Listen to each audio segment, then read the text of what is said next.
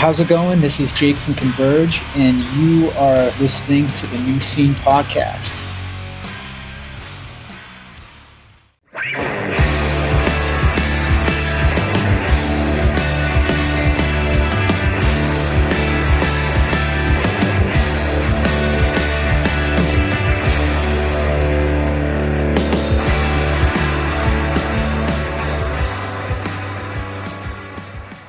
Hello, everybody, and welcome to the New Scene. I am your host, Keith, and we're back with another brand new episode. And on the show this week, we have the legendary Scott Vogel. We know Scott Vogel. We love Scott Vogel. And look at everything he's done. Slugfest, Despair, Buried Alive, Terror. Terror have been on an incredible, continuous 20-plus year run as a band. Buried Alive are one of my favorite bands from back in the day, and they've done some stuff sort of recently as well, but Death of Your Perfect World, still a classic LP, and we cover all of that. We cover a lot of different topics. The scene in Buffalo back in the day, life as a touring musician, how Scott cut back on drinking, learning to play shows sober and not messed up all the time. It is a great career-spanning conversation, and that is coming up shortly. But first, I need to ask you for more Apple Podcast reviews. We did have some new ones come in. I think we're up to 266, but listen, if you listen on an iPhone, open up the podcast app, search the New Scene, scroll down a bit, and hit that 5-star button. We've got to get to 300, one way or another. However long it takes us, we've got to do it. Some new reviews have come in, so we'll read those at the end of the show. Also, follow me on Instagram, TikTok, and Twitter at New Scene Pod. Remember, we have shirts for sale at Death Wish Inc., so search the New Scene over there and you'll see the shirts pop up. And we just hit 1,000 subscribers on YouTube. So shout out to all of our YouTube subscribers and everyone who continues to support us over there. And don't forget to support Iodine Recordings. Hey Thanks have a new single out, and it's called Forward. And I really recommend that you go and listen to it. They've gone in a post-punk direction with this latest song, and I love it. It's a perfect song for fall. I love Travis. I love the band. They're great people. Go check out the song. Further Seems Forever have shows coming up in October.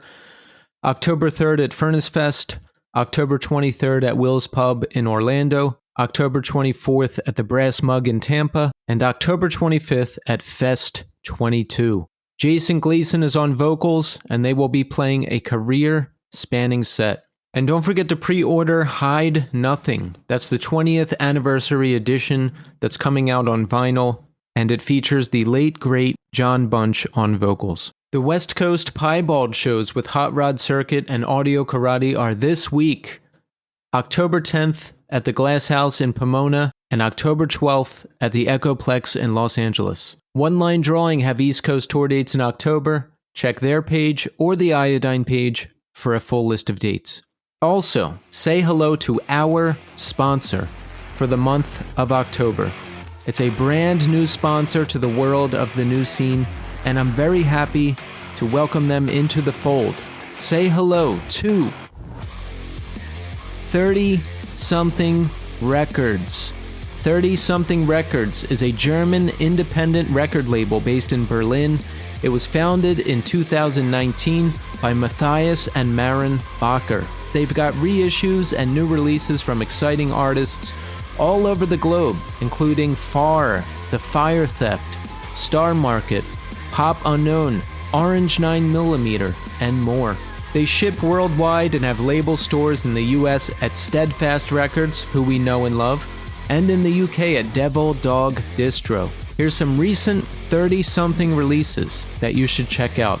Pop Unknown, The August Division. This is the second full-length from the Texas greats Pop Unknown. The August Division has been fully remastered for the first time on limited vinyl, and it's out right now. It just came out October 4th, so go pick it up. Star Market just released 4 Hour Light, and they've got a new 2-song 7-inch out. 4 Hour Light just saw a 25th anniversary reissue on limited vinyl, and it's been remastered with a new layout. They also just put out a 7-inch with 2 new songs, Radio Silence and Dead of Night. This is Star Market's first new music since 2003. These releases just came out October 4th, so you can go pick them up right now. The new 7-inch from Tripper, it's called Faceless.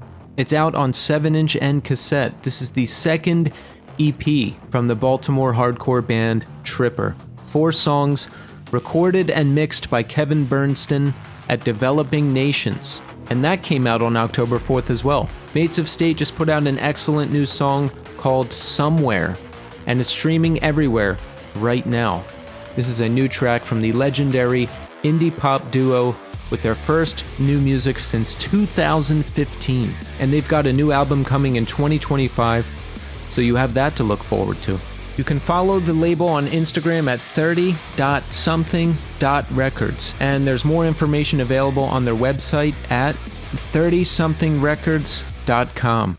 Okay, so listen, check back in with me in segment 3. We'll do a wrap-up of the conversation with Scott, and there's a lot to discuss. We've got new reviews, we've got new messages, we've got new comments. There's a ton of stuff going on, and we will cover all of it. But first, we are going to speak to Scott Vogel of Terror and Buried Alive. Enjoy. All right, we are here now with Scott Vogel. Scott, welcome to the show. Thank you very much for having me. Yes, Scott, it is great to have you here. You know, you've done so much over the years. Slugfest, Despair, Buried Alive. Terror has been a band for over 20 years, which is amazing. And I even heard that you're out there in Buffalo flyering for your own shows, which is pretty incredible. And I want to talk to you about that and everything else. But first, Scott, I want to ask you, how are you doing today? Well, I'm happy to be here talking to you. I'm definitely I don't know if fan of your podcast is the right term, but I listen often. So it's nice to participate. And today I feel I'm home. I tour a lot, so I'm home. So that's definitely a plus. I'm just kind of tired. I'm the type of person that likes to get things done, but I think I've been trying to conquer too much, and I should slow down a little bit. Yes, I do the same thing, and sometimes I hit a wall, and then I have to turn my phone off for the day, or just drop out of life for a minute. So I feel you on that. And you know what? I'm happy to hear that you're a listener of the show, because I've been listening to you for, I would say, over 2 decades now. So that's awesome. Yes, you've had some interesting guests that I really enjoyed, like New Day Rising. I mean, there's tons of them, but the New Day Rising stuff really sticks out to me. Did you have like Renee Hartfeld on? Was that your podcast? Yes, I had Pete on the show twice, and I you know what's funny? I love that band so much. I still go back and listen to that record all the time. There's nothing else out there like it. And I went to find him on Instagram. I'm like, I have to find this guy. Like, I got to get him on the show. And then I saw he was following me. So I was like, oh, okay, there you go. Oh, nice. Yeah. I don't think I know him, but the Terror's old bass player is from Richmond, and Pete was his dentist, or is his dentist. At one point was his dentist. That's right. He's a dentist now. That's crazy. Wow. Well, Scott, it's great to have you here. You're living in Buffalo currently, right? Yes. I was born here. I lived here for a long time, moved to LA, went to, not because of Terror, but Terror started shortly after that. And then during the pandemic, I moved back here. I see. What prompted you to move back? It was time. I mean, I think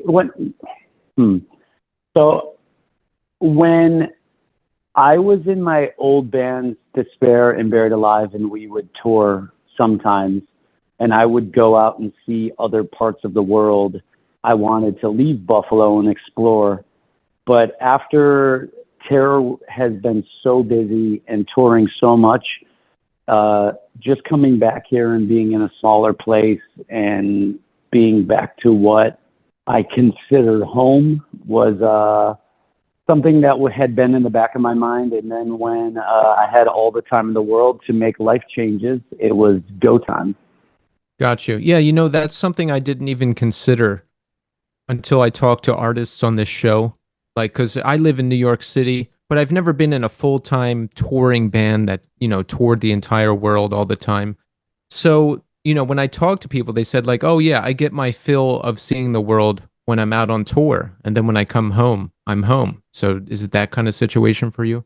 Yeah, and to take it a step further, I think touring so much has really, I don't know if antisocial is the right term, but it's really made me kind of like a hermit when I get a chance to, like, I have no problem going and eating dinner by myself at a restaurant. I go to movies by myself. I go to sporting events by myself. And besides those things, and I take walks, by my, not obviously, but by myself a lot. I do a lot of things by myself, and I do a lot of just staying in because Terror has toured so much, and on tour, it's very hard to find alone time. So, yeah, I really have no problem like going to a movie by myself, and then if it's not so good, I just get up and leave, and I don't have to ask the person next to me if that's gonna like really bother them. So that's kind of what touring's done to me. Yeah. Yeah. I think getting older does that, but touring especially. I was just talking about this with my friend yesterday, who's a touring musician, and when you're out there, there's sort of an expectation, right? Like you want to talk to people, you want to talk to other bands, you want to talk to people who are excited to see you, and doing that night after night for months on end, I'm sure it takes a lot out of you. Yes, and another thing is, I have kind of friends in every city at this point, especially in the U.S., but maybe a lot. We go to Europe a lot, and even Japan and Australia. We've probably been there. I don't know, eight times. And those nights when, let's say, Terror rolls into Seattle, and I have a couple decent friends there, like semi good friends. That's their night out, so they want to get rowdy and maybe party. So they expect you to join in, but for you, it's like your 20th day in a row of doing this. And for a while, I didn't know how to be like, either A, just hide from that, or B, just tell them to their face, like, I'm not doing this anymore. Leave me alone. Because if you put yourself in their shoes, you're like a real bum out, and they're really excited to see you. But if you put yourself in your own shoes, you got to pump the brakes at some point. Absolutely. Yeah, I can only hang out in certain situations. I have pretty bad social anxiety, and well, I'm 42 years old now, there's that. Also, I used to be like a major party guy, and it got completely out of control, and now I like to say I'm a straight edge by necessity.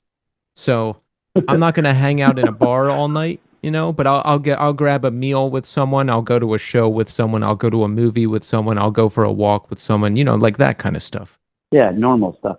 But I feel like thinking about for 5 minutes, all I've said is everyone leave me alone at shows or when I'm home. Don't bother me. I want to be alone.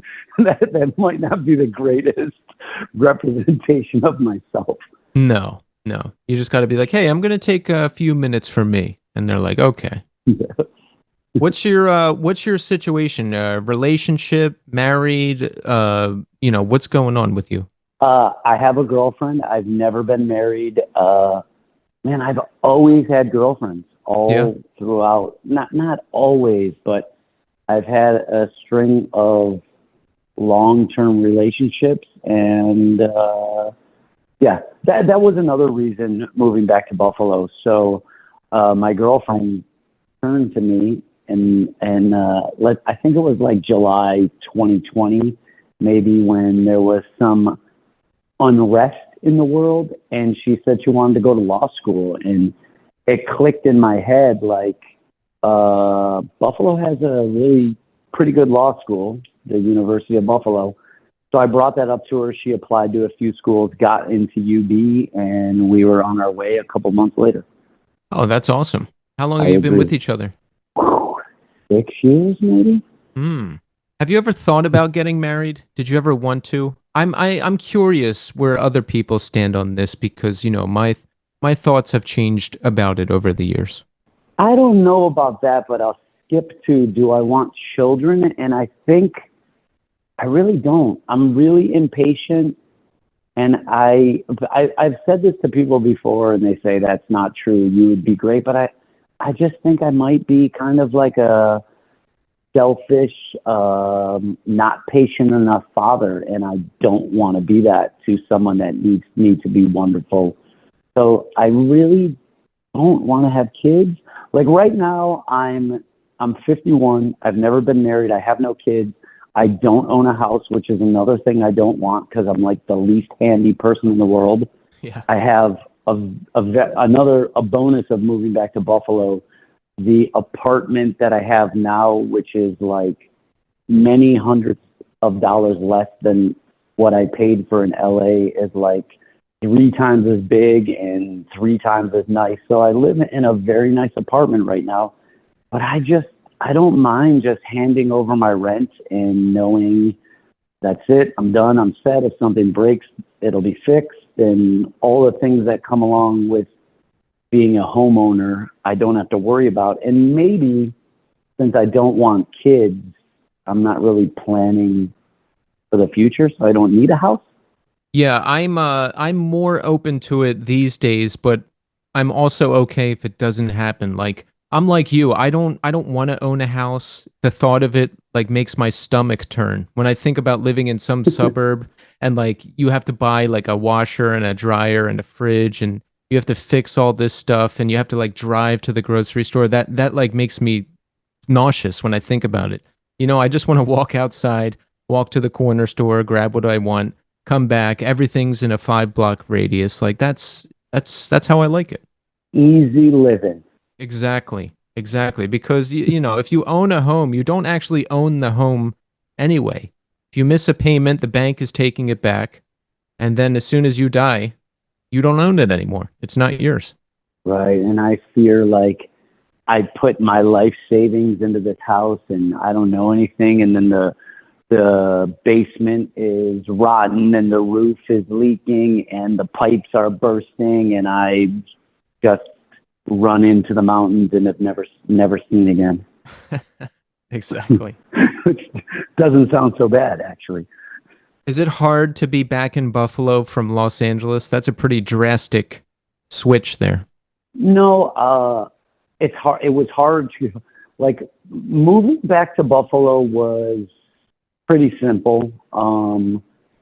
It brought me closer back to my family, which I don't have the closest relationship with. And looking back, I think moving to LA was partially to put more distance between that. So that was something that, as I'm a little more mature, is actually really nice because people in my family are getting older and I'm not getting any younger. But to be closer and to be invited to family, before it was, I wonder if Scott's going to come home for Christmas or Easter or something like that. Now I'm here all the time, so I get invited to things. Well, I'm still gone a lot, but more than I used to be. And kind of just like, it's funny, like Buffalo's pretty small, so I'll literally, in LA, you don't really run into people because the chances are so low. But here, I run into people I haven't seen in 30 years. At certain shows when it's like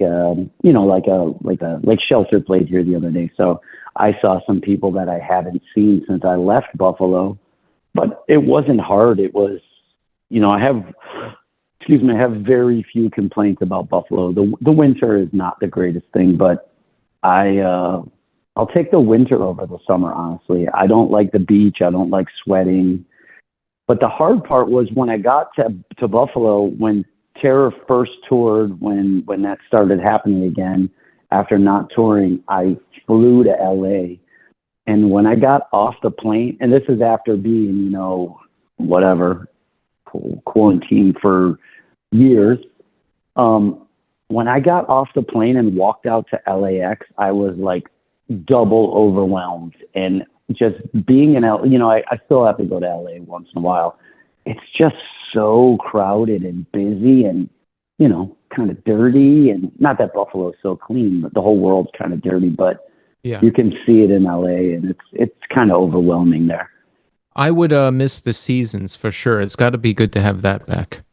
Yeah, it's Buffalo's pretty beautiful, honestly. Yeah.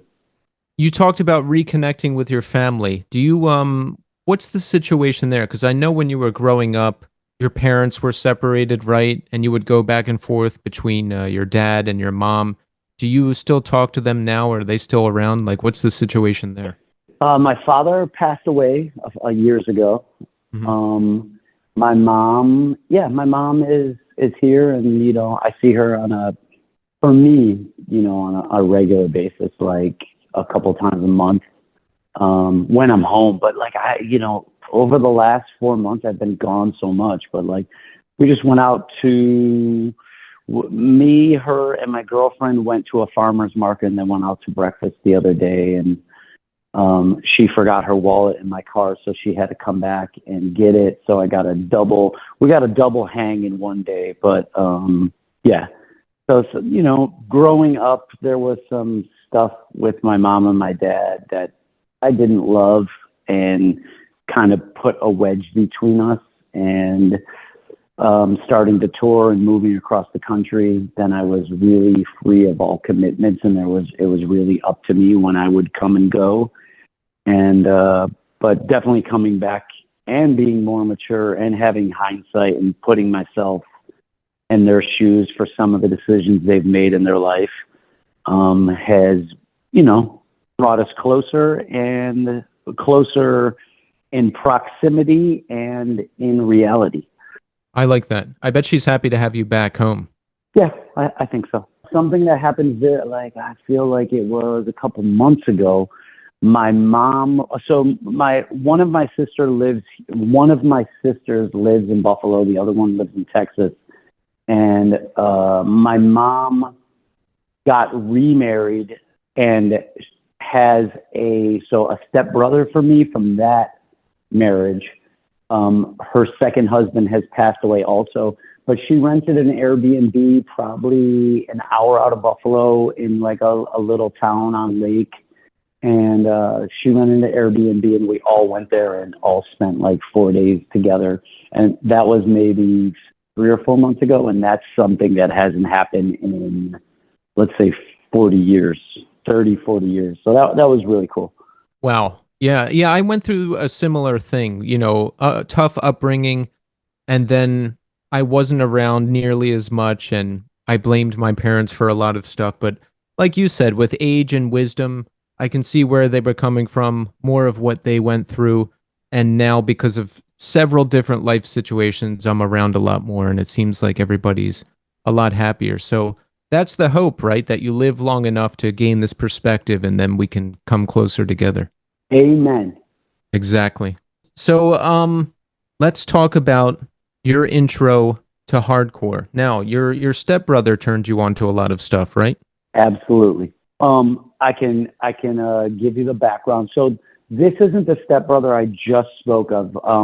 When my mother and father got divorced when I was like tiny, I don't know how old I was, very young. My father got remarried, and into my life comes my brother Jay, who's my stepbrother, but he's probably the closest member of my family that I'm to, so I just call him my brother. I actually grew up like way outside of Buffalo. Is not really a big city, but I lived like way out, kind of in the woods almost. And he lived closer to the city, and I guess he's actually 4 months younger than me, but he really had his ear to the underground, because first he got me into like really early hip hop, like Run DMC and UTFO and the Fat Boys and stuff like that. And soon after that, he got into punk. And this is at a time when I'm just like going to stay with my father, with my sisters on every other weekend or something like that. So I'm only spending a little bit of time with them. And he got into punk, and eventually my mother moved to Texas with my 2 sisters, and I moved in with my father, stepmother, and my brother. And, this is at the time he was really into punk. And at this time I was into like Motley Crue, Rat, shit like that, hair metal, I don't know what you call it. And just being around him, and I'm in a new environment. All my friends were left behind. So I started hanging out with him all the time and going to some shows, and we would see early shows like, well, the Goo Goo Dolls are from Buffalo, and they were definitely like a punk thrash band. So we'd see them all the time at little tiny places like 100 capacity clubs. Dead Milkmen I saw early, the Butthole Surfers, stuff like that. And I never really dove in to the punk thing. I never, dressed crazy. Before this, I was really loved sports always. I still love sports. So I'm more like a jock trying to find his way in this world. And then when hardcore, through punk, you're going to find hardcore. When that happened, I think 7 Seconds was kind of the first hardcore show I saw here in Buffalo, with like the Buffalo hardcore gods to someone like me, Zero Tolerance, opening up. And that I people probably say this, but that was it. Like nothing else mattered. I stopped in high school. I played freshman year. I played football, lacrosse, and basketball. Sophomore year, I played no sports. I didn't care about anything. I just wanted to go to shows and fucking mosh. and it was like a whole, it's a whole new world opened up. And, I think there's something to say about, and let's call it 1988. Everyone was kind of, the discarded and lost and weirdos, and finding all those people and this aggressive music. And it was really cool. And here we are, whatever, 40 years later, 50, I don't know, fucking long time ago. Let's say 40 for our sake. Okay. Yeah. You saw Inside Out back in the day, right? I did. How was that? Do you remember that at all? Yeah, it was, so Sammy Siegler, who's the drummer of Judge and Youth of Today, and he's playing with Shelter now and Civ and Side by Side and all those bands. I didn't know him at all then, and I didn't know him for a very long time, but over the last, I don't know, let's say 10 years, I've gotten to know him. And he actually booked this tour, and it was Shelter's first tour ever with Inside Out. They headlined in Buffalo. I don't know how it was the rest of the world or the rest of the country. And Quicksand was, I think, played first. And it was Quicksand with Walter just singing, no guitar, and Charlie from Outface, from Cleveland, who went on to be the guitarist of Civ, was on second guitar. And this was a time when, Revelation was huge. And when you think of Revelation, right before this, it's Youth of Today, Gorilla Biscuits, Bold. But this is right when all these bands are kind of changing, getting a little more musical, getting a little melody, a little post-hardcore. And, it was an amazing show. I don't have the greatest memory, so maybe I'm kind of making some things up in my head. But the good thing is I've seen videos of it, so I more can remember things from the videos. But, Buffalo, I got to see so many great bands, and there were so many great local bands. The scene here was really, really amazing. And to be like, everyone would come to Buffalo, all the Boston bands, all the California bands, all the DC bands, all the New York bands. And it was just fucking great. That's amazing. Yeah. How was the scene there while you were coming up? Like I came up in Philadelphia and outside of Philadelphia in the late 90s. So there was a very vibrant scene, a ton of great places to see shows.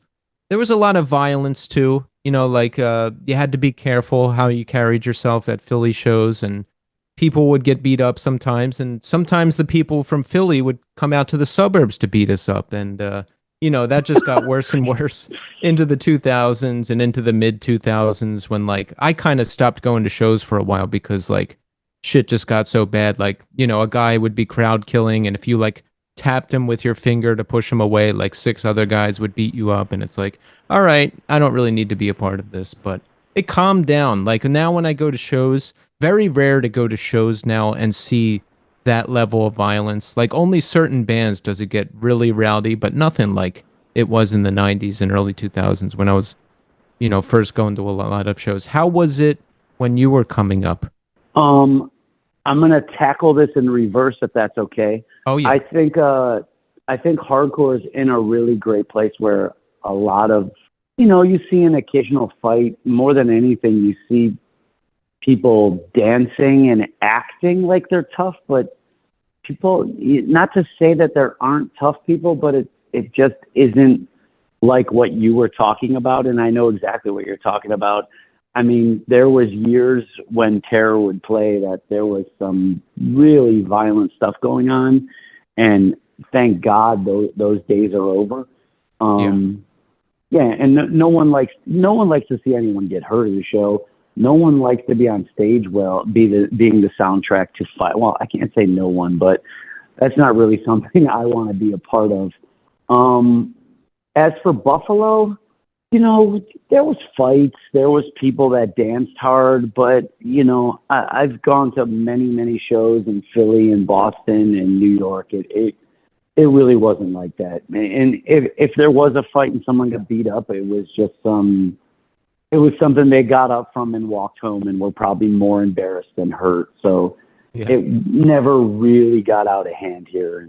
And that's very thankful for that. That's good. Yeah, Philly had a reputation. There would be like a brutal beatdown during Saves the Day, a brutal beatdown during the Get Up Kids, a brutal beatdown during many hardcore bands. It was just what happened. I mean, why not? Get up, kid, beat someone up, So how old was Slugfest the first band you were in? I mean, I was in some, that's the first band I sang for. Me and my brother did some bands that I played drums for, and kind of more on the, I don't even know, maybe garage rock into punk, and, we played maybe a Battle of the Bands or just stuff like that. But Slugfest is when I decided that I wanted to be the front man, and that's my first band. That I think we had a band called Lost Cause that had a demo with me on drums. I have not heard that in, I don't know, a very long time. I'm sure it's pretty bad, but and even the Slugfest demos are pretty bad too. Luckily, we put out the singer Chris, the singer of Chokehold, Chris, put out a 7-inch for Slugfest, and it came out really good. So we got pretty lucky. I think the recording came out better than the band is, which doesn't happen too often. I don't know how that happened, but we got lucky. So there is one strong documentation of Slugfest. How'd you make the jump from drummer to frontman? I always credit Chris Gallus, who was the first singer of Snapcase, and the band before Snapcase, they had a band called Solid State. And like I said earlier, Zero Tolerance is like the gods of Buffalo. They're like untouchable, and they really were amazing. Like they're very slept on across the country, but if you're from like Buffalo or Cleveland or Syracuse or Toronto, like within a few hours and you saw Zero Tolerance, like, Earth Crisis cites them as a huge influence. Anyone that saw them knows that they were like something special. But they were too almighty for me to think what I thought about Chris Gallus from Solid State. He was someone that I would talk to, someone that would be, in the pit for other bands. And then I saw him get up on stage and just rip it up. And I was like, he's awesome. If he can do that, why can't I do that? So I really always cite him. He has really good stage presence and was actually a really cool person. How old are you once you get started as vocalist in Slugfest? Oh man, let's say sophomore or junior in high school, so 16, maybe 17. Ah, so you're young. And Oh yeah.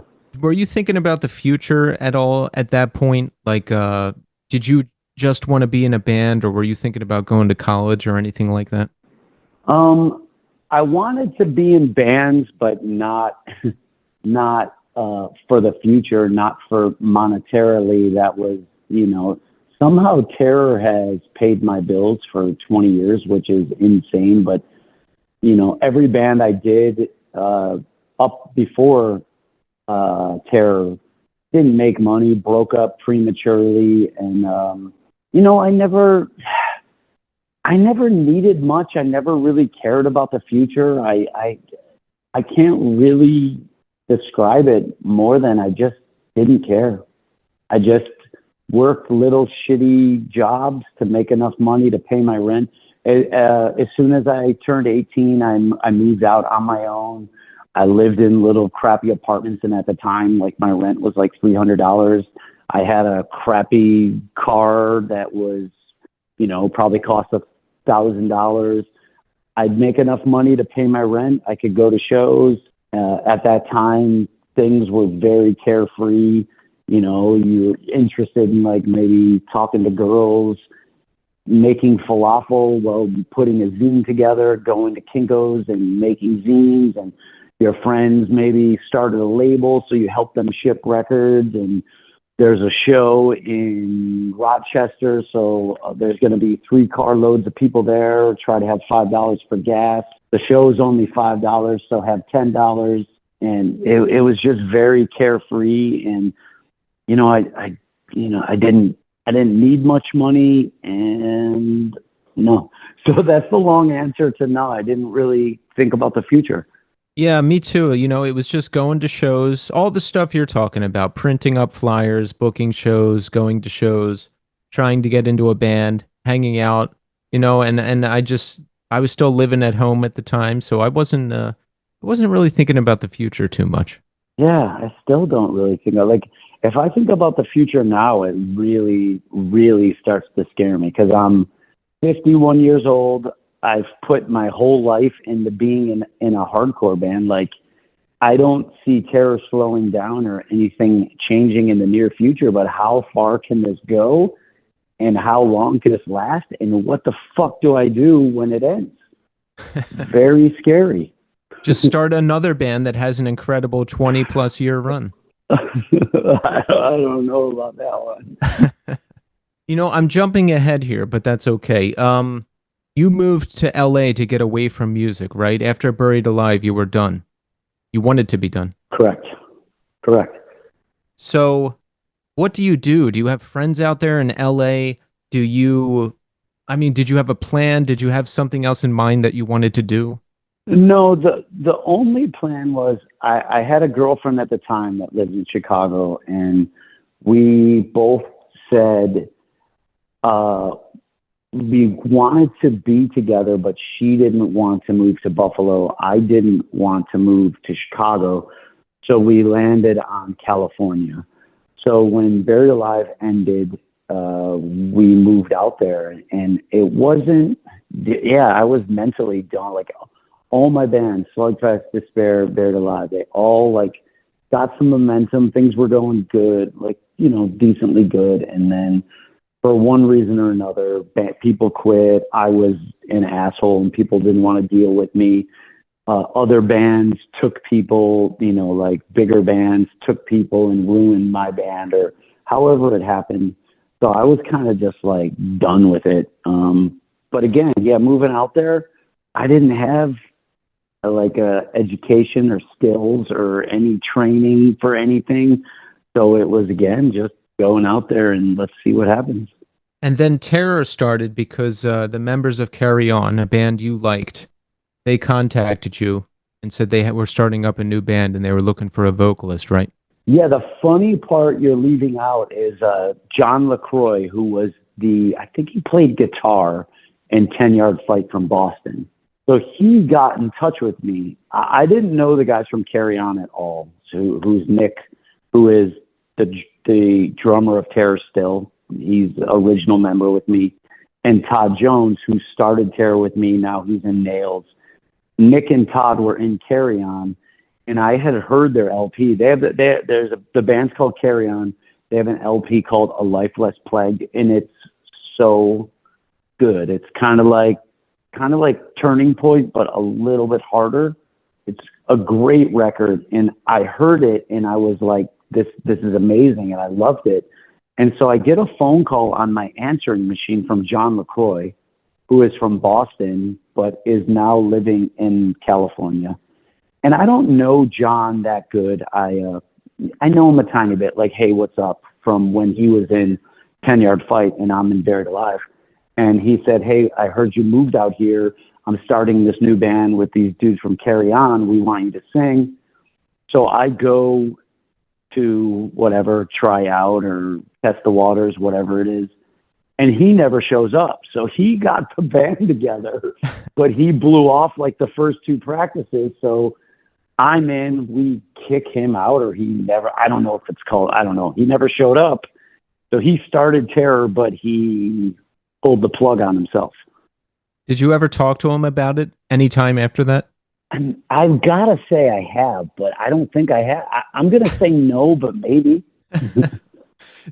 I would want to know, like, dude, you started this band. We got together. Where were you? What happened?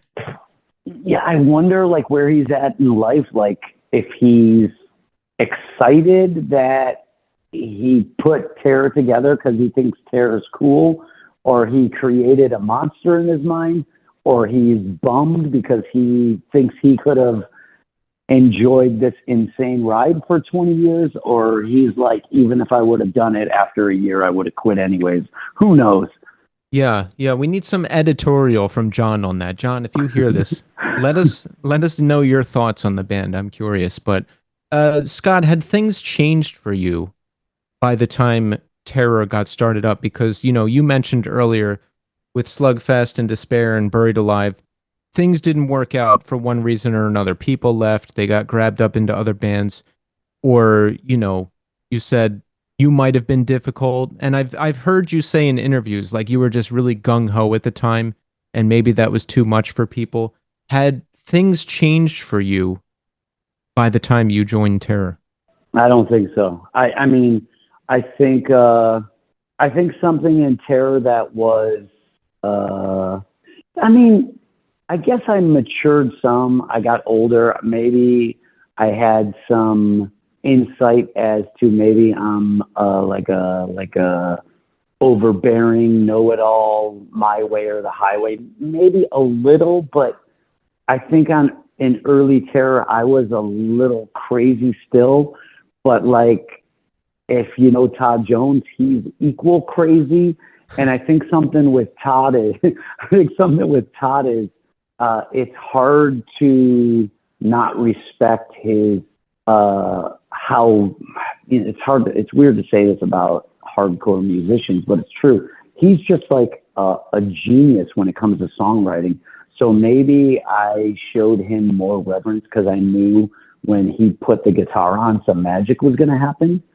But no, if you like, Terror isn't in a spot right now where we've had one member change in the last, I feel like 15 years. So I'd say at this point in my life, I've changed very, very, very much. And once I stopped drinking, I changed for the better even more. But I think early Terror, there was still insanity. We were touring so much and things were took off so fast. It was kind of almost hard to like keep a level head. And we had a lot of lineup changes, which I'm sure some of it was because I was crazy. You mentioned that you stopped drinking. How long ago, and what prompted that? I want to say I tried probably for 10 years and I quit many times, but always went back to it. But I do want to say, when I say quit drinking, I'll still have a beer here and there. I've figured out a way to have a drink and not take it to the next level. And what prompted that? Did you ask me what prompted that? Yes. I mean, for people that really know me, I've done tours blackout drunk 25 days out of 30, feeling terrible, doing terrible things, starting problems, breaking things, just going. I drank 15 years, way too much. And I'm not judging anyone because, I had some of the best times of my life drunk. And some of my closest friends still drink, and whatever makes people happy, I'm not judging anyone, but I can't believe how much more I enjoy myself and my time not being drunk. It's honestly unbelievable, to be honest with you.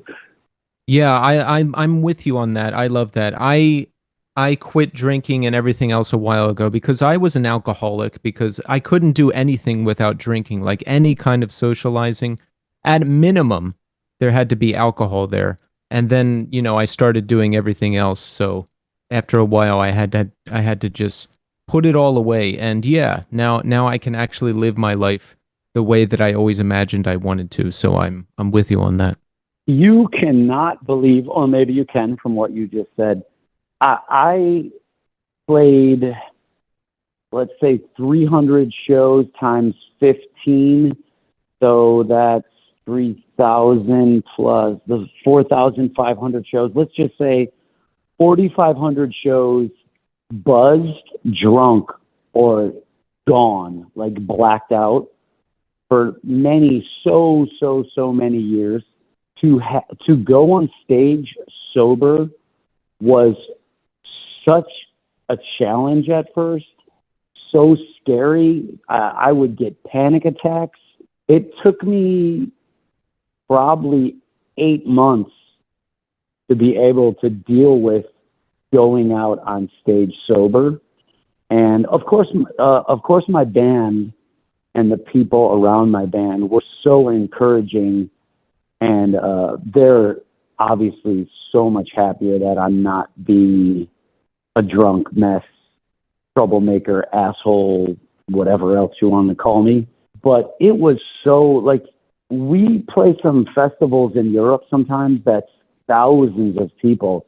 And to go out there and look at all those people before you're about to play dead sober, at first my heart, before, when I was like buzzed, I was like, I'm going to fucking rip these people's heads off. Let's fucking go. Now I was like, I can't fucking do this. I'm scared shitless. But, it's been some years now, and I think I've come to a much better place with that too.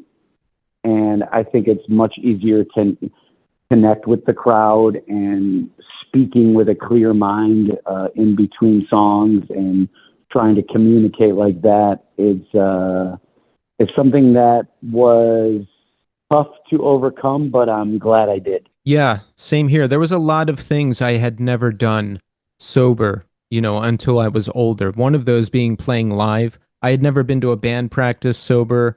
I had never played a live show sober. And then when I eventually did those things, it was scary. It was scary. So, you just figure it out. How did you get used to it? Just repetition, or is there specific stuff you do? Like, me, I just make sure I practice a lot, and then I take the time I need by myself before the show to get in the right headspace, warm ups, all that stuff. Like, what about you? I think it was just overcoming my fear, just throwing myself into the fire. Like what was I going to do? Yeah. Turn to my band and say, I can't do this and walk away. I had to do it. And, it always turned out fine. And they were very encouraging. I would say things like, oh man, I feel like I don't have the same energy, like physical. And, Terror's kind of like a live band where everyone's moving and stuff. I'd be like, oh, I feel like I'm dead on stage. And they're like, dude, you're crazy. You have way more energy now. It's just like through my eyes when I was like, half like drunk. I would think like I was the greatest front man going crazy, but I probably was just sweating and all out of breath and and terrible. Yeah. Yeah, it's funny. Like for me, when I'm drunk and high, I was like, I'm the best looking, I'm the best sounding, I'm going crazy, everything's awesome. But then, I go back and watch some videos, and I'm like, eh, not so much. You don't have that barrier anymore when you're sober. It's like you just get hit with all the self-criticism. Reality. Reality, the strongest drug of all. Buried Alive. This is a band you were in, and it's an excellent one. So tell us about when that came together. So I guess Despair had just ended. What changed? How did we find the people? Did we want to do anything differently from previous bands? Tell us about it. So Despair had done some stuff. We were on Trustkill Records, which was kind of cool at the time. Josh and Trustkill wasn't like at the level it grew to, but we were on a label that helped us. We did some touring, and the last tour we did a full U.S. tour with Hatebreed in the United States, and then went to Europe, and then 2 band members quit. Probably, I don't know, maybe because we toured for like 2 months straight, and these people realized touring wasn't for them. And on that U.S. tour, Tony Victory flew to LA and signed Hatebreed and asked Despair to do a 7-inch. And I was like, okay, this is the greatest. And at that time, Victory was like, for a band like Despair, that's like a dream come true. Like that's like the holy grail of getting your band to the next level. Was this like a prime time Earth Crisis, Snapcase, that yeah, era? Exactly. Yeah. 97. So yeah. Earth Crisis, Snapcase, but even, Dead Guy and whoever else. So I'm thinking we're coming home from Europe and making our 7-inch for Victory, and instead the band ends. So I'd probably go into a little mental breakdown, but so be it. Buried Alive starts without me. I was the last member of Buried Alive. So the band started out of, Buffalo had so many bands, but they're just like all my bands. They're all breaking up, putting out demos, maybe putting out a full length, breaking up. So Buried Alive starts, and it's a little more noisy, convergy, squeaky than I'm used to. Than that's like in my musical wheelhouse. But I'm living with the guitarist of Buried Alive, so I'm hearing their I'm hearing their practice tapes. Maybe I'm going to their practices sometimes, and they're asking me. I probably said no once or twice, but I could tell that there was something pretty powerful and awesome about the band. And eventually I say, okay, I'll be the singer, however it went. And we recorded a demo. I already had that contact of Victory. Let's say we sent them the demo, and right away they said they'd put out our 7-inch. So we're off to the races from there. So did you just start playing out and touring right away?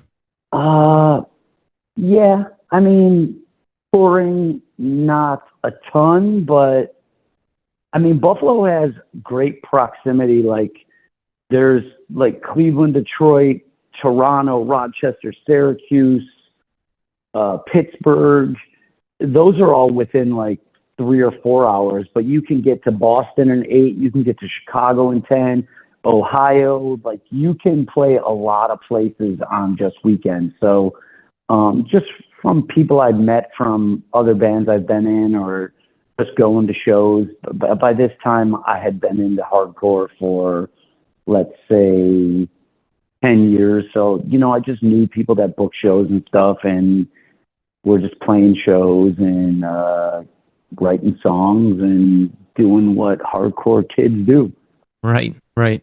Well, The Death of Your Perfect World, the debut on Victory Records, I still consider it a classic to this day because it's great. And I remember when it came out, everyone liked it because where I came up, and probably other places too, there was sort of divisions among hardcore kids. Like me and my friends grew up in the suburbs, and we would listen to like Dillinger Escape Plan, Converge, Shai Hulud, all the like technical metallic crossover stuff. And then there was like other hardcore kids, a lot who lived in the city, but they wouldn't consider that stuff hardcore. So they were listening to like, I don't know, Integrity and All Out War. And, so that was like the real, quote unquote, real hardcore versus everything else. But everyone liked Buried Alive from what I remember. We liked it. They liked it. I remember a pretty good reception to that record. How was it from your perspective? Did you like Turmoil? Yes, and you know what? I was going to mention too. I'm glad you mentioned that. I love Turmoil. I still listen to them to this day. I hear like it has a Turmoil vibe, and I was going to ask if they were an influence because it's just got this really raw, metallic sound, kind of like unlike anything else, and it's really awesome. Yeah, I would think like you'd have to talk to maybe Matt, the guitarist of Buried Alive, who wrote most of the stuff. But I hear like a mesh between Turmoil and maybe All Out War or something like that, which are two bands I love. Victory sent us to Tracks East, which is a studio where Hatebreed went, Snapcase went, Lifetime went, E-Town went. Great recordings came out of there. So we got great recording. I don't really talk about the bands I'm in or the records I'm on in like a egotistical way, but it's a good record. It's really powerful. The songs are good. It's fast. It's got some dynamics. And the cover art. Mike Ski from Brothers Keeper did the cover art, and I don't think he even told me anything or we talked about anything. He presented us with this. It's like a female's face, and it's like kind of this off pink. It's very weird colors and it's very weird art, but it's fucking awesome. So lyrics, I think are really good. It came out great, but to be honest, we're just playing small shows. Like, sometimes we'll play a show with 200 people. Sometimes we'll play a show with 30 people. We'd play a lot with like Reach the Sky from Boston, All Out War, Death Threat. Those were probably like our three like brother bands or whatever you want to call it. But like what you said too, Converge took us on tour. We did a tour with Snapcase Saves the Day and Kid Dynamite. That's like definitely we were the heaviest band on that tour. So that was still at a time like, I listen to everything. I'll listen to E-Town Concrete. I'll listen to Lifetime, Texas The Reason, Stigmata, Youth of Today, Bowl. Like, I'll listen to all types of hardcore. And this was still a time when all those bands would all play together. So right. Things were good. And I think we were just appreciative. I think we were happy to be on a label that people knew who we were. The band never got big. We never did any really cool things. Like besides what your average hardcore band did, we'd play average shows, sometimes bigger, sometimes small. We slept on people's floors. We didn't make much money. We had a van that would break down a lot. Just average stuff that, I keep saying average stuff, but it's stuff I wouldn't trade in for anything. It's some of the greatest times in my life. That's amazing. Yeah. I remember seeing you guys a couple times back in those days too, and always good shows. So what happened? Did you end up quitting that band? Yeah, I think I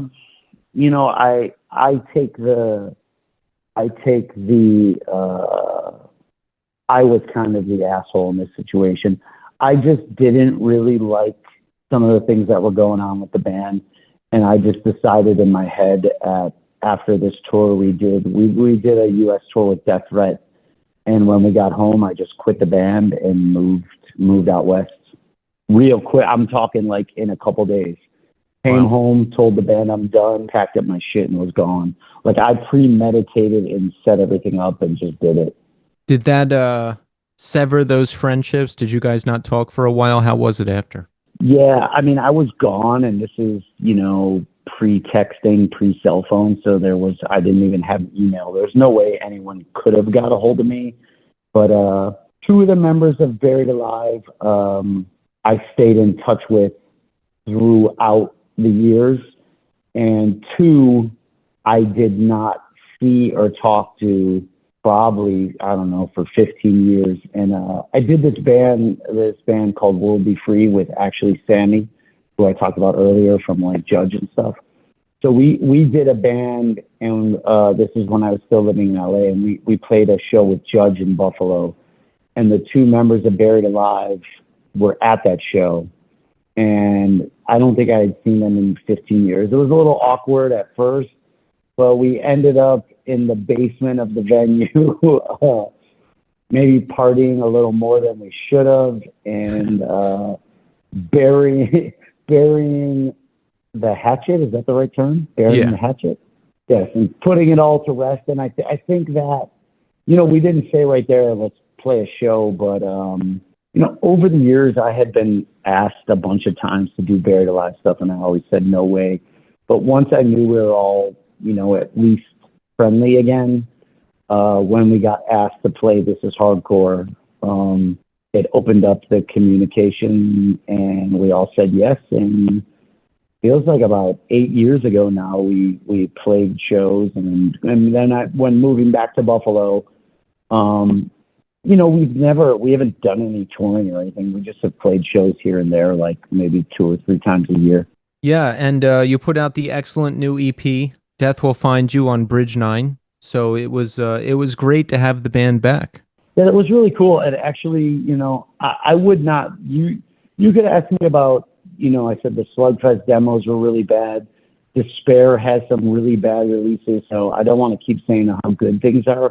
But that new Buried Alive thing actually came out pretty good. Yeah.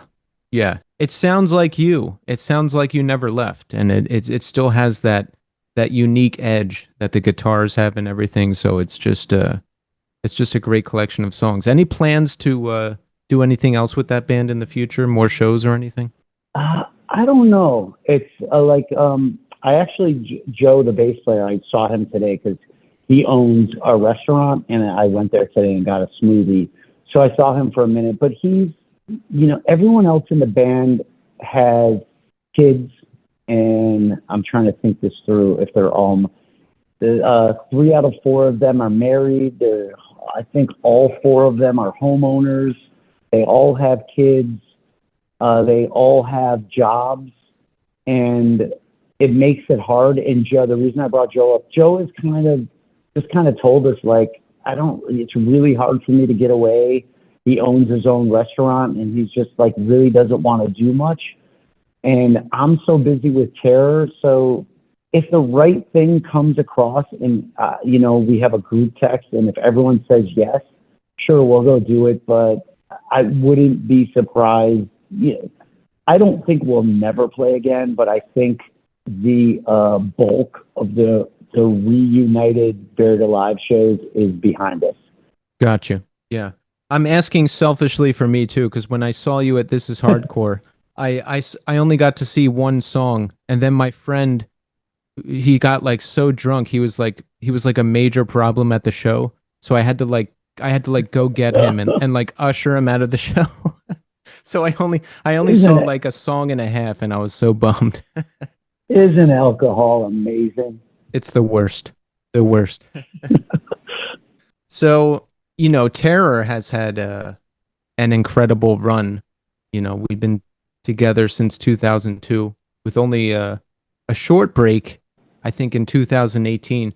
But, was it surprising to you just how consistent the band stayed, and how long you guys were together and how much you did? Like, were you happy with that, considering, there was some stops and starts earlier on?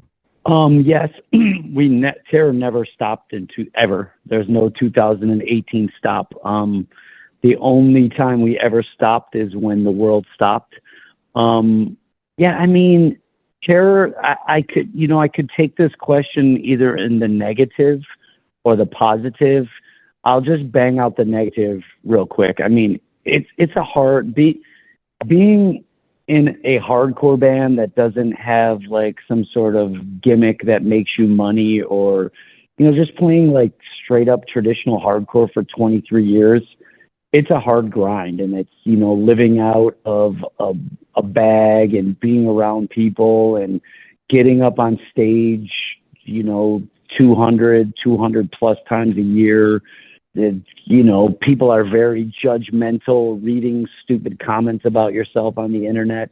There's a lot of nonsense that comes with it. But I also have, the coolest life in the world. I've been around the world over and over again.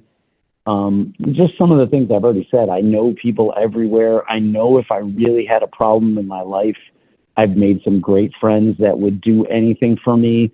I've got to play music and create some music that I'm really proud of.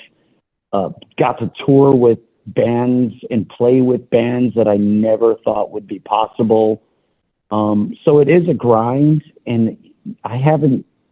Hair started in 2002 when I moved to LA. I worked as a telemarketer.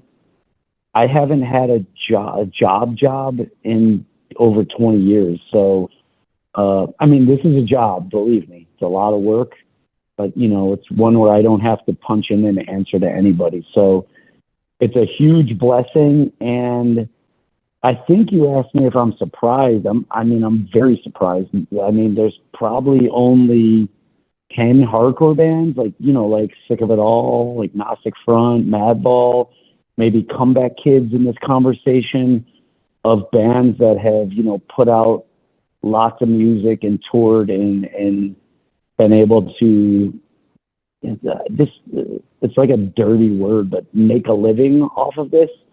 It's very hate breed, obviously, but there's not many. So yeah, it's very surprising, and I'm very blessed, and I do not take it for granted. Yeah, that's the best thing of all, probably, right? Is you kind of get to do things on your own terms. And it is a grind, but look what you're doing, right? You don't have to go into some office or do some job that you don't like. You can just be doing this incredible thing. I agree.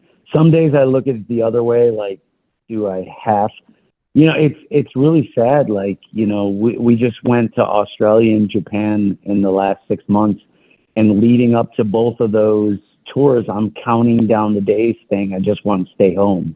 And these are two of the most beautiful places in the world, and the shows were all great.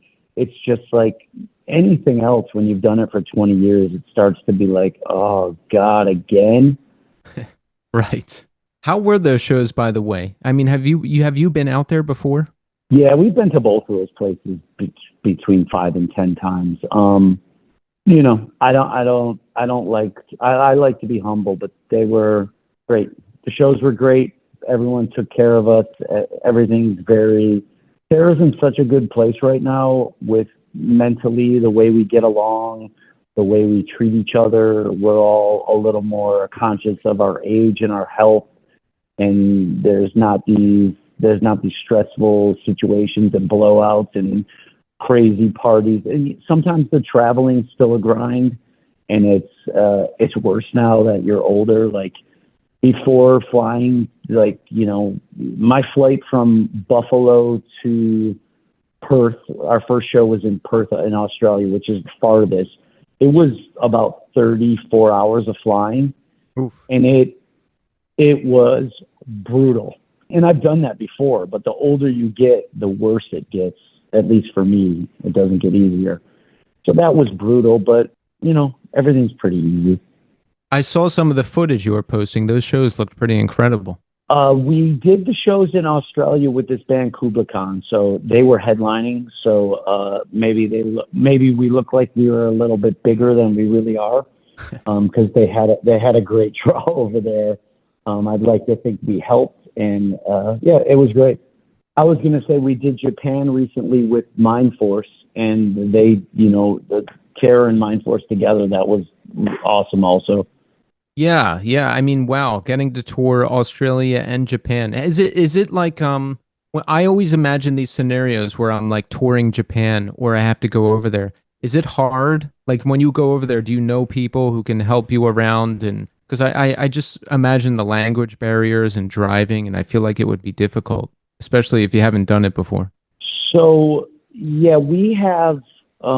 There's definitely always someone with you, and we've made some friends over the years that there's a band Loyal to the Grave over there. Their singer Koba is the person that booked this tour, and he was with us the whole time.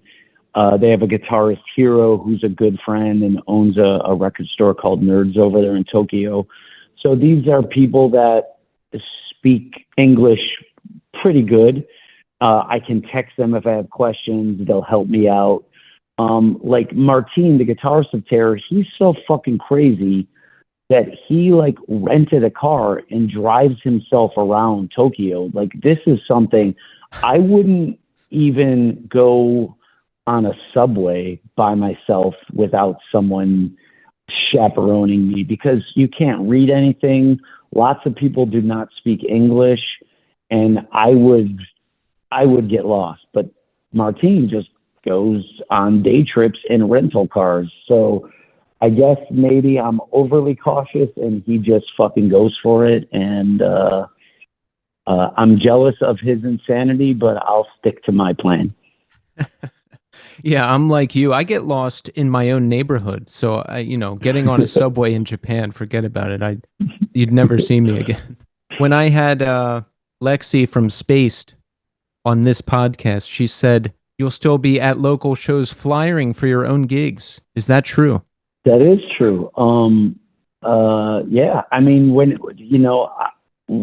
there's a show coming up, there's, I haven't done this too much, but when I first moved back here, me and some of the people, they're a little bit younger than me, we'd go out and hang flyers up all over the city on telephone poles. And if there's a show, of course, I'm going to bring some flyers and tape them to the wall and give them to people. Like, I want people to come to the show. I don't want to play a shot show. And if no one advertises it, how are people going to know?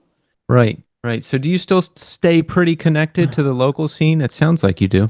Yeah, for sure. I mean, I'm gone a lot, but when I'm home, I go to shows pretty regularly. And it's crazy though. I can't imagine, like you said, you live in New York City? Yeah. I can't imagine. There's like a show in Buffalo every 3 days. So in New York, there's probably like 3 shows every day. So it's hard to keep up and go to every show, but I'm at a good amount of shows. Yeah, that's why I love this podcast, because it's really reconnected me even more with the music, just the sheer amount of bands I talk to. And sometimes people will invite me to shows and I'll go, and like you said, there's 3 shows every day. So there's more than I can even keep up with. But I definitely want to stay connected to the music because it's really changed my life for the better. And it seems like that's the case for you. Like, you seem like a torch carrier for the music and for the scene. And you seem pretty happy about it and pretty optimistic about it and connected to it. Do you feel that way? Like, are you still happy about it, or are you still proud about it? Yeah, I listen to less music than ever. I listen to a lot of podcasts. And when I do listen to music, it's like Sunny Day Real Estate, Texas The Reason, Lifetime, Hot Water Music. Those are the bands I go to the most.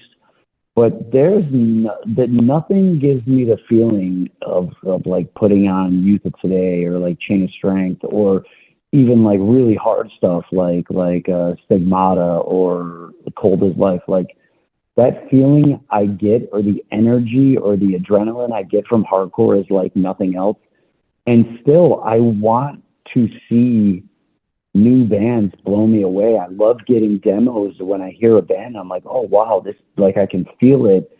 And I also, I don't know if it's like, I don't know what you'd call it, but I've just always felt like if I'm in bands and I expect people to come out and support my bands, I don't really believe that it's okay for me to not support any other bands and like just sit home and wait for my turn to take the stage and expect everyone to be like, oh, they're playing tonight, I got to go out. I think you get back what you give. I really believe that.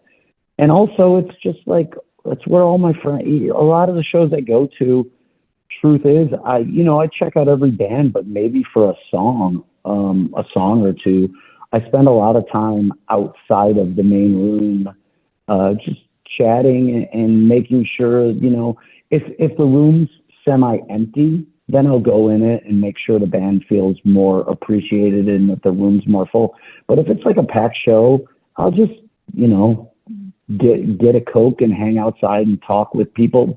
That's where my friends go. I want to be there to support, and it's just what I've done and always do. So it's just kind of second nature. Yeah. Yeah, you have the right attitude about it. I'm with you on all that. So Terror reunited with Todd Jones for the last LP, Pain into Power. This is true. So it was very bizarre. So if you know Los Angeles at all, there's the San Fernando Valley, and there's I don't know what you call it, I guess maybe a city in the San Fernando Valley, Granada Hills. That's where Terror literally started, in our drummer Nick's garage. And, Todd left the band, started Nails, has always been a friend. He's, I've never had any weirdness with him. I think during the pandemic, I don't know how it happened, but let's just say I had the idea of, all right, most of Terror, like our guitarist Jordan lives in Toronto, our bass player Chris lives in Maine, the rest of us are in LA. Maybe we should just get together with Todd and see what we can come up with together. So meeting, Nick doesn't live in that house anymore, but he works out our drummer Nick records bands also, and he has a studio still in Granada Hills. So like 20 years later, meeting up with Todd and Nick in Granada Hills to write Terror songs was this like beautifully bizarre thing that we were doing in like 2020. And, we were in no rush because we're in the pandemic, there's no shows. So we're just getting together like once a week, once every other week, writing songs. Like I had said before, Todd's incredible. The other members of Terror are definitely sending riffs and sending songs. So we're like remotely having them involved. And it worked out great. I have in the middle of that, I moved back to Buffalo. So I did the vocals for the record here in Buffalo. And it came out. And honestly, I don't know if I'm supposed to say this, but whatever. We're gonna start recording in early 2025, and Todd's gonna produce the record again. So it works so good that we're gonna do it again. Yes, that's great to hear because it's a great record, and I really like the song that Todd guests on too. The Hardest Truth. That's a jam. Yeah, he's amazing, and I like Nails is like, I'm not really a metal guy. There's a few metal bands that I like, but like listening to Nails and knowing Todd, he's like so, like calling him crazy might sound bad, but he's just like this maniac musical genius. He's just fucking crazy. And when you listen to Nails and know that it's all him, it just all makes sense because they're so like abrasive and in your face. It's just, that band's so good. Oh yeah. Yeah, amazing. So how does it work with everybody remote and people sending in riffs? Like, do you have any part of listening to things and kind of weighing in on arrangements, or do Todd and the other guys work that out? How does that all work?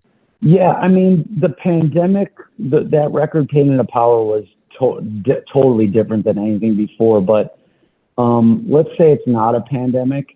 People will write stuff, on their, however people write now, on their laptops with fake drums. And I don't know if this sounds too asshole-ish, but I don't even want to know who wrote the song, because ultimately it comes down to me deciding what I'm going to write to. So I don't even when people write stuff, they kind of get married to it. but I just will listen to everything, and what I feel will kind of work through. When we have a producer like Todd, he'll have some say, like, if I say, I'm not really feeling this song, he'll be like, yo, I think you're wrong. We should really work on this. And we'll all just be in a room and giving our ideas and work things out. There's so much input at this point, and everyone's so open to other people's ideas. Things will change so much. We've had songs where the end breakdown actually becomes the verse and chorus of the song. I'm totally open at this point to other people writing lyrics, giving me ideas of topics. We've been doing this for so long. I think everyone's so open to things. And, people are somewhat protective and think their ideas are sometimes right and don't want to have things changed. But I think we're more open now than ever to other people's inputs and seeing other people's visions. Yeah, I think that's it. Yeah, that's good. I think the more that you do it and the more time that goes by, the more open you become, right? Because when I was younger, it was like the first song I ever wrote. So it's like, oh my God, it's so important. It has to be this or it has to be that. But you write enough songs, you're in enough bands for enough time. It's just like, all right, well, what do you have? All right, well, we can put this with it, Yeah, and I think something that we did, to get into like more business talk, with publishing, usually getting paid for a song, 50% goes to the person who wrote the lyrics and 50% to the person that wrote the music.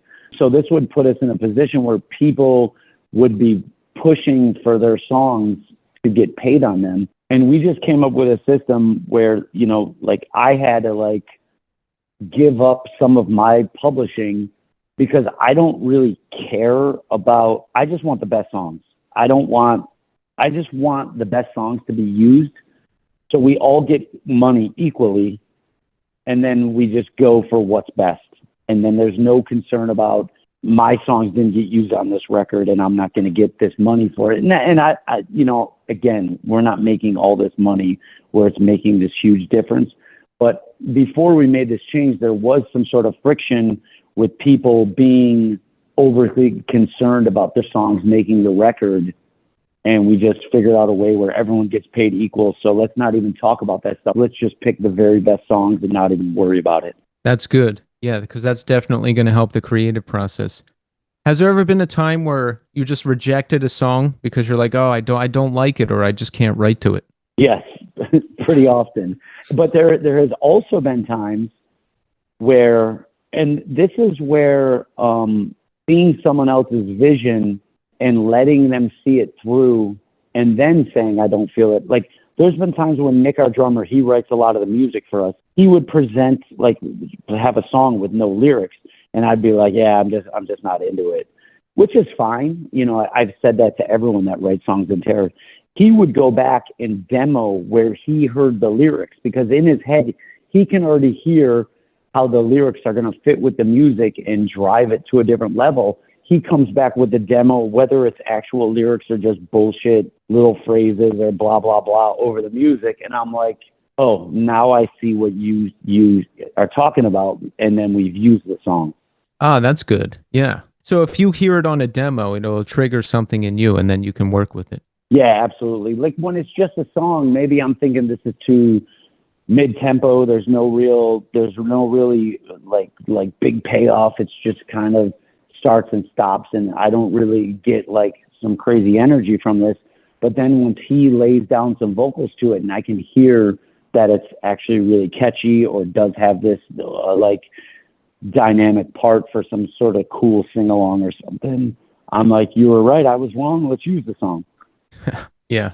So where does the money come from these days? You said you've been able to sustain yourself all these years being in terror. Is it just all merch and touring? Does the band get any money from record sales or anything else? I mean, money comes mostly from touring and selling merch on tour, and then online stores. And then, once in a while, we'll do some weird collaborations outside the box that brings in some money. A thing that really does help is, and when, we're on a label, so they, give us some sort of payments once in a while, but we're not making a lot of money off record sales. And then what I just described, publishing, like I have all my publishing from Slugfest through Terror. That's a lot of songs. And, you know, like I'll get quarterly a little bit of money there. A nice thing is when Trustkill, I hope I say this right because I'm not positive this is correct, but when Trustkill, I think they went bankrupt or something like that. I think they owed us some money and they presented us, hey, if you kill our debt, which I'm thinking they probably would have never paid us anyways, they gave us, you know, our first 3 records back, Lowest of the Low, One with the Underdogs, and Always the Hard Way. So all those records, we get all the money from, all the streaming money, any money that comes from them. And we've been able to, I feel like a year ago, Triple B Records repressed all those records and repackaged them and put them out. And, you know, like we can do that every, you know, record collectors, the turnover in hardcore kids come and go. So those records are out of press. When there's enough kids that want to get them, we can press 1,000 of each of those records and sell them and keep making all that money. So that's some extra money once in a while. And that's about it. And Nice. This podcast, which you're paying me hourly for. Yes, we're $50 per hour is the current rate. So by the end of this, Hey. Scott is going to be able to buy himself and his girlfriend a really nice meal.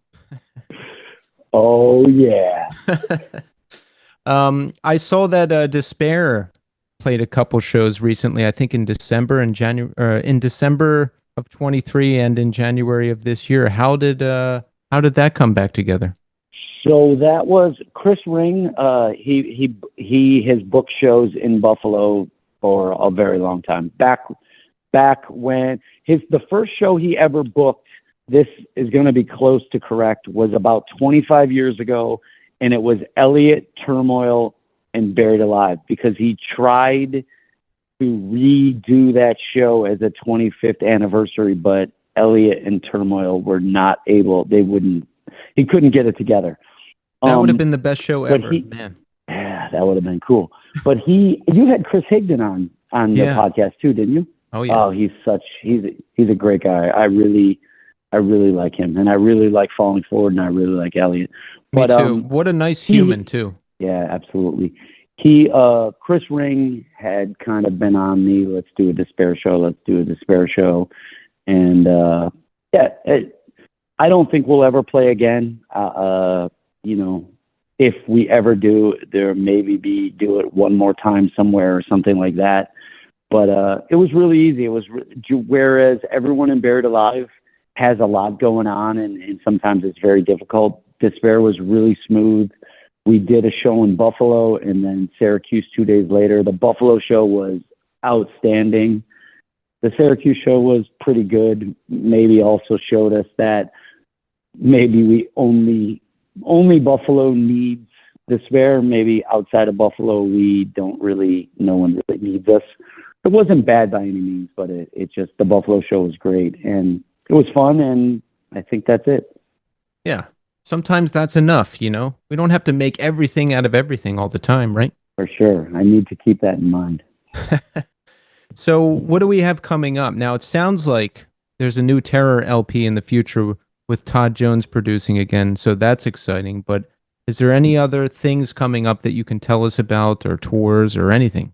On Sunday, I rented a car. We're playing a festival in Worcester, Mass. So I just, instead of flying, because flying can be kind of a headache and flights are delayed and stuff like that, I just rented a car. So Sunday I'm going to drive and we're playing one show. And then we're doing a 10-day tour coming up with it's Terror, the Cro-Mags, Haywire, and Hold My Own. And then we've got about 2 weeks off. And then we go to the West Coast and do Terror, Negative Approach, and Haywire. That's October, November. We're ending the year back in Europe for a tour. And then it's going to be winter, New Year's, Christmas, holidays. And our plan is right now, and I don't know if this will stick, but we're trying to take like January, February, March off and write and record. And while it's snowing, stay away from the road, and that's kind of the plan. Well, I'm looking forward to more. And Scott, I just want to say thank you for taking the time to come on the show. You know, I've been listening to you a long time. I love your music. A lot of people out there love your music. So please keep doing what you're doing, and thank you. Thank you for having me. Thank you for the kind words. It was nice to. I've honestly listened to probably 50 of your episodes, so it was nice to actually meet you, if this is meeting, and hopefully one day we'll actually meet in person. We absolutely will. I will come find you and say hello the next time I'm at one of your shows.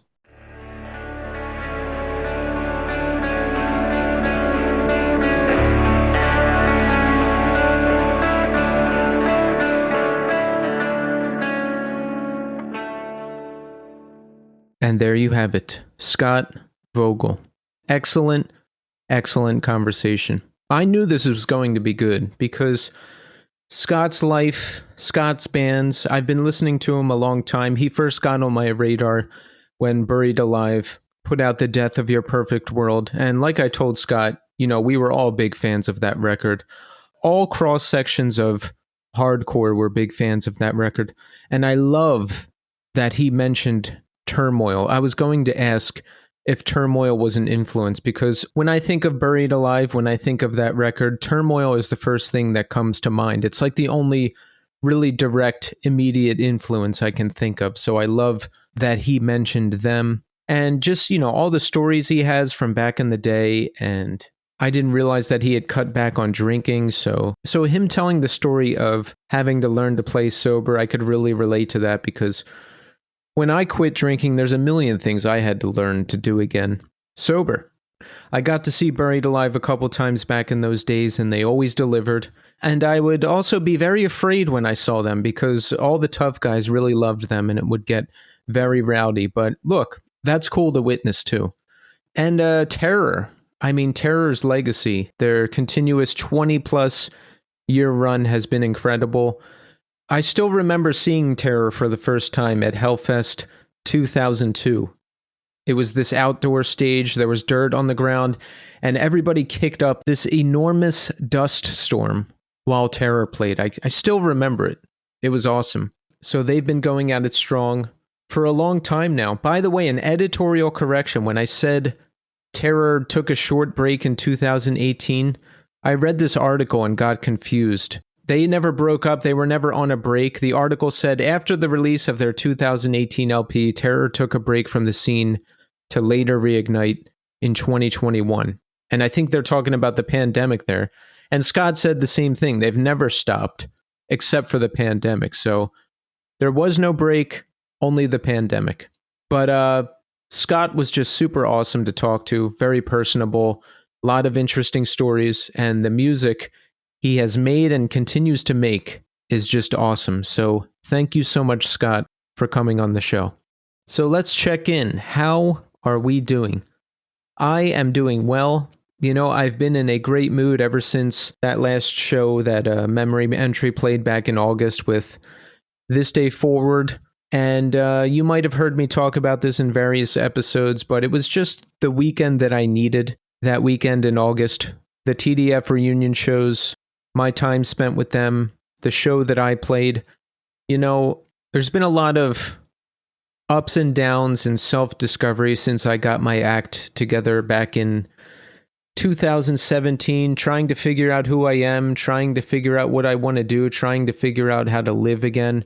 And over the past couple years, I've kind of dug myself into a hole where I just work and work and work and don't socialize a whole lot. And I think part of that is getting older. I'm just don't feel the motivation to socialize as much anymore. And also being sober, because my socialization was so tied into getting drunk and getting high that I'm still learning to do it the normal way. You know, I'm still figuring out how to do a lot of things in a more normal fashion. So I would pretty much just work and then go to meetings, you know, recovery meetings, Work, go to meetings, work, go to meetings. That's it. And then my day job. So it was just work, work, work, and then recovery, which would get me out of the house and go to the occasional show. And that was it. I would never really call people just to talk. I wouldn't ever really make plans with people too often. So I don't know. I think I just got into a negative mindset, and it's really hard to even put into words or conceive. But I can tell you this, that weekend with This Day Forward changed things. You know, they're down there in Pennsylvania. I'm up here in New York, so I haven't seen everybody in a really long time. I haven't really connected with anybody in a deep level except for the interviews you hear on this show. So going to the show Saturday, going to their reunion show on that Saturday back in August and seeing everybody and connecting with everybody and hanging out and seeing a bunch of friends I haven't seen in years and getting to see This Day Forward kind of reignited the flame in me of kindness and friendship and wanting to see people and wanting to connect with people and all of that stuff. And then the show the next day in New York City, again, just being with friends, talking to people, hanging out, having fun, being connected to this music, and being in a good band and playing a show with my peers, which is something that has been missing and something I've been seeking again for a long time, because it wasn't enough for me to just talk to the bands and do it on this podcast. I really did deep down want to get back to playing music and being a part of things again. So I'm really happy that I've been able to do that. And everything just converged on that weekend. The This Day Forward reunion shows, the memory entry announcement, us releasing our first single, us playing that show at Bowery Ballroom. So it just kind of shifted my perspective in general. I really feel like I know who I am now and what I want to do and where I need to go. And I want to stay in that mindset because I'm happy. I feel focused. I feel connected.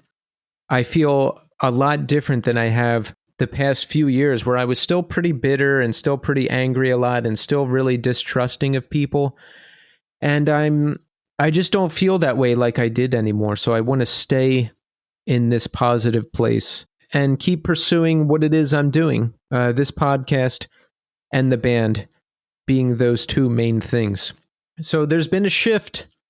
And I'm happy about it. I'm just more optimistic in general. Like when I started this podcast, I was still pretty bitter and I had a negative view of myself and I had a negative view of how things turned out in my life. You know, I kind of told myself this story that I never really accomplished anything and I never really got to do things the way I wanted to do them, and that I never really accomplished much in terms of creating music. Which I guess to some degree is true, but also not true, because here's what I did. I like to make Google Sheets to track a lot of different things. So I went back and I made a Google Sheet to track everything I've done in music. And once I went back and did that and saw it on a sheet in front of me, I was like, oh, I've actually done a lot more than I realized. I started playing bass in the year 2000. A year later, I was trying to start a band. A year after that, I was teaching myself guitar. I think the same year I played my first show with This Day Forward. That was the first live show I ever played. And I forgot about that until I did that mega episode with This Day Forward and was talking to them about it. You know, so I had only been playing a couple years, played a major show with This Day Forward on bass. A year later, I tried to join a band and it didn't work out. And then every year after that, with the exception of a year here or there, I was doing something. I was working on something. Not every band made it. Not every band recorded. Not every band made it to the first show. But I was always working on something. And once I went back and saw all of that, I was like, oh, I kind of need to change my attitude. I could sit here and be negative and say, oh, things didn't work out the way I want them to, so everything was bad. I could do that. Or I could say, hey, every year I was working on something. Every year I was working towards something. Sometimes it worked out. Sometimes it didn't. So, yeah, I just feel happy that I'm in this place where I'm at right now. And I hope everybody out there is doing well too. And on that note, let's check in with the New Scene Community Hour. First, there's been a ton of great feedback for the This Day Forward episode that I did, the 4-hour plus This Day Forward episode where I interviewed every member of the band, except the original guitar player, Randy, who I haven't been in touch with since, I don't know, the year 2000. And I don't think anyone else is in touch with him either. So with the exception of Randy, I interviewed every single person in the band, and we got a ton of great feedback on that episode. And I liked the format. I liked the episode, and I do want to do more of those mega episodes that focus in on one band. So if I can find the right band and the right project and the right participation, I do want to do more of those. So keep an eye out for that in the future. Thanks everybody for your kind words about that episode. I was really happy to do it because, as you heard me mention in the episode and many times on this show, they're my best friends this day forward, and I think that episode is a good documentation of the band and the reunion shows. We got some new reviews. By the way, thanks everybody who is submitting Apple Podcast reviews. We are up to 267 now, and I've got some new ones here, so let's read them. We've got an updated review from Life from Loam. Life from Loam, we know he is a longtime listener and supporter of the show, and he says, 5 stars. This show seems so dialed in to my personal music taste that it's a bit scary. A great interview each week with either an artist that I am very familiar with or a new artist that I can trust I will enjoy. 5 stars. Thank you, Life from Loam. Another one here, 5 stars from Zuck. Thank you so much for this incredible podcast. I've gotten so much enjoyment listening to your podcasts and interviews with some amazing musicians. Many bands that I love are here, and hearing their stories from their own mouths is just awesome, man. Keep up the great work, and thank you. Thank you, Zuck. And we've got another one here from Hardcore Dropout. Phenomenal podcast, 5 stars. A great representation of all corners of the scene. Well done. Great production, great hosting. Thank you, Hardcore Dropout. And we've got one more from Jewelode. 5 stars, great show. Love hearing deep dives into the artists I like. Thank you so much for that. Thank you, everybody who has submitted Apple Podcast reviews. Please keep them coming. Even if you don't write a review, just open up the podcast app and hit the 5-star button. I really want to get us to 300, and then I'm going to give it a break for a while because even I'm tired of announcing this. But thank you. Keep them coming. Keep them coming in. Let's get this done. And we got some nice YouTube comments here. By the way, we hit 1,000 subscribers on YouTube. We are really building a nice community there. So thank you so much to everyone who is subscribed on YouTube. If you're not, go to your YouTube page, find us, hit subscribe. There's also a New Scene Clips page where I'll post 5 to 6 minute clips from different episodes of the show. You can subscribe to that as well. That's over 100 subscribers now, and the main page is over 1,000 subscribers now. So thank you so much for your support on YouTube. I got a message here from Yura Ivan. Yura Ivan had this to say about episode 159 with Billy Werner from Seisha. Time after time, I listen to this talk to fall asleep peacefully. Cheers from Kiev, Ukraine. Wow. Number 1, awesome that we have listeners in the Ukraine. Number 2, thank you, Yura, for that comment. I love this comment because I myself fall asleep to Twitch every night. You know, it's like my nighttime pacifier or sound machine or whatever. So if someone is doing that on YouTube and falling asleep to an episode of my show, I love that. Thank you so much, Yura. And we have another comment here on the This Day Forward episode on YouTube. And this one caught my eye. It's from Jam, who says, thanks for the interview. Side note, Circa breaking up just feels like some straight up bullshit as a fan from the outside looking in. Life is too short and damn it, I miss them. Shit happens and interpersonal relationships are hard. It felt worse than when my wife left me over text message, as crazy as that sounds. That's just from a selfish point of view because I learned to love and connect to music by listening to them. Every phase of my life, Circa was always there. From showing someone close to me what I connect to, or planning time off work to go see, picking up a guitar and writing a song inspired, someone asking what my ringtone was, crying at a live performance, etc. really helped me understand what music meant to me. I know bands aren't forever, but they deserved better. Built up equity gone to waste. Maybe one day again, but until then. Yeah, we could look at this one of two ways, Jam. Kind of like I was talking about earlier, right? We could be upset that they're gone and say it was all a waste, or we could say that we're so happy we had them as long as we did. Those 5 guys, only those 5 guys, for almost 20 years. And look at everything they did, and look at all the music they gave us. Look at all the memories they gave us. Look at all the memories they gave you. Now, your wife leaving you over text message, that is low. And I'm really sorry that that happened to you, but be happy about the time you had with this band, and be happy about the memories you have with this band. And this isn't it. It's not over. I mean, I always look forward to the next song I'm going to become obsessed with. I always look forward to the next band I'm going to become obsessed with.